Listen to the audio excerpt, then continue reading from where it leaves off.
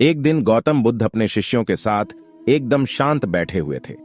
उन्हें इस प्रकार बैठे हुए देख शिष्य चिंतित हुए कि कहीं वह अस्वस्थ तो नहीं है। एक शिष्य ने उनसे पूछा कि आज वह मौन क्यों बैठे हैं, क्या शिष्यों से कोई गलती हो गई है। इसी बीच एक अन्य शिष्य ने पूछा कि क्या वह अस्वस्थ हैं, पर बुद्ध मौन रहे। तभी कुछ दूर खड़ा व्यक्ति जोर से चिल्लाया, आज मुझे सभा में बैठने की अनुमति क्यों नहीं दी गई है। बुद्ध आंखें बंद करके ध्यान मग्न हो गए। वह व्यक्ति फिर से चिल्लाया, मुझे प्रवेश की अनुमति क्यों नहीं मिली। इसी बीच एक उदार शिष्य ने उसका पक्ष लेते हुए कहा कि उसे सभा में आने की अनुमति प्रदान की जाए।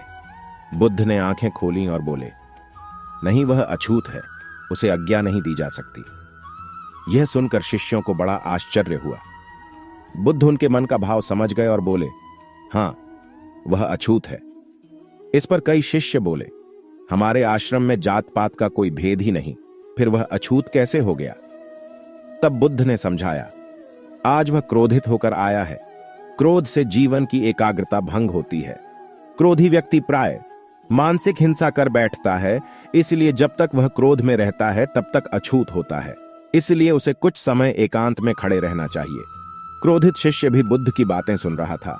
पश्चाताप की अग्नि में तपकर वह समझ चुका था कि अहिंसा ही मनुष्य का महान कर्तव्य व परम धर्म है।